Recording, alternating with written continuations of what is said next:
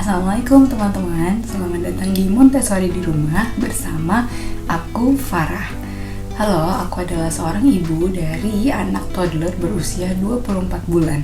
Dan pada kesempatan kali ini, seperti yang teman-teman lihat di sini, aku akan sedikit bercerita tentang balance bike.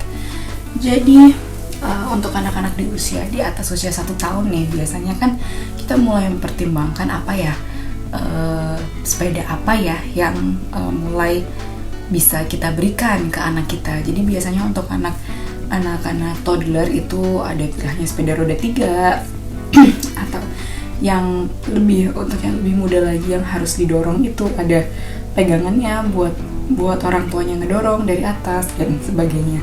Nah, aku dan suami aku memutuskan untuk memilih balance bike sebagai mode transportasi atau sebagai latihan motorik kasar anak sehari-hari kayak gitu. Nah, kenapa balance bike ini? Jadi balance bike ini sesuai dengan prinsip atau filosofi dari Montessori yang mana aku akan menjelaskan sebentar lagi. Jadi jangan lupa subscribe, jangan lupa channel notification untuk tahu video-video aku selanjutnya. Nah, balance bike ini dikenal juga dengan istilah push bike atau sepeda yang harus didorong. Jadi kalau dilihat sebenarnya di sini balance bike tidak ada pedalnya, nggak bisa digenjot, tidak bisa dikayuh seperti sepeda pada umumnya. Jadi balance bike ini bagaimana cara kerjanya ya? Anak harus mendorong, mempush dengan kakinya dia. Nah, sama seperti namanya balance bike. Tujuan dari sepeda ini adalah untuk melatih balance, melatih keseimbangan anak. Nah, kenapa hal ini penting? Jadi sebelumnya nih di Montessori itu ada istilahnya adalah metode scaffolding, di mana kita memecah-pecah suatu aktivitas yang kompleks menjadi aktivitas-aktivitas kecil yang lebih sederhana, yang lebih bisa dilakukan oleh anak secara mandiri. Nah, jadi kalau misalkan teman-teman melihat bangunan yang baru dibangun, yang sedang dibangun, itu kan pasti ada penyangga-penyangganya di titik-titik tertentu. Yang mana setelah bangunan itu misal di titik yang ini, dia sudah kokoh, maka penyangganya dilepas, tidak dibutuhkan lagi. Lalu dilepas lagi tempat lain sampai dia akhirnya bisa berdiri sendiri. Nah, penyangga-penyangganya itulah yang dinamakan dengan balance bike. Dinamakan dengan scaffolding. Nah, kemudian apa hubungannya dengan ini? Jadi kalau misalkan teman-teman berpikir tujuan utama dari anak naik sepeda adalah supaya bisa naik sepeda roda 2 seperti orang dewasa. Nah, kalau dipikir komponen dari naik sepeda roda 2 itu apa? Ada 2. Yang paling utama adalah keseimbangan dan juga cara mengayuh pedal. Nah, karena itu kita memecah itu menjadi si balance bike ini, kita anak dilatih untuk keseimbangan dulu. Jadi benar-benar dia akan berfokus pada hanya keseimbangan saja. Nanti setelah dia udah lulus di bagian keseimbangannya, kemudian kita berpindah ke bagian mengayuh pedalnya kayak gitu. Jadi itulah kenapa jadi scaffoldingnya itu, step by stepnya itu kita memberikan bantuan penyangga pada tahap ini adalah pada tahap belajar keseimbangannya kayak gitu. Nah, itulah kenapa balance bike ini sangat sesuai dengan Montessori, karena kita nggak bisa memaksakan. Jadi ketika anak mau push ya dia akan push. Ketika dia sudah merasa siap, dia akan mengangkat kakinya.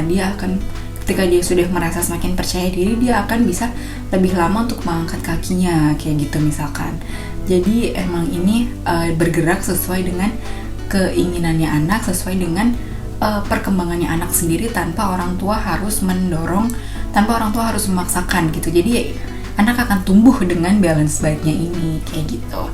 Jadi aku dan suamiku milih ini sebagai sepeda pertama untuk anakku. Jadi kami nggak pernah punya sepeda roda 3, apalagi yang didorong pakai atas itu nggak pernah sama sekali. Benar-benar baru ini doang gitu.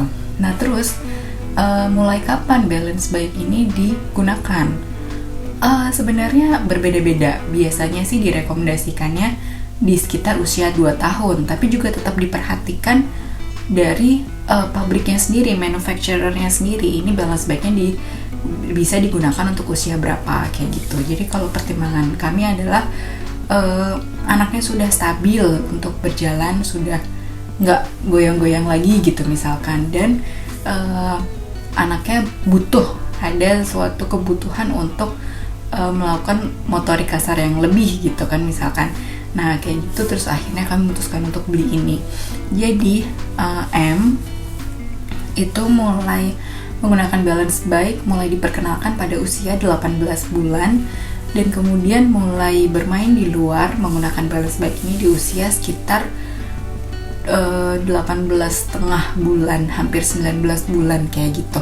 Karena di usia sepeda ini adalah untuk anak usia 18 bulan, dan pada usia itu ternyata dia belum sampai kakinya. Nah terus mendekati usia 19 bulan dia baru bisa sampai. Jadi baru sekitar 5,5 bulan dia bermain ini, plus bermainnya tidak rutin karena kita kan sedang lockdown. Jadi kita juga hati-hati kalau keluar.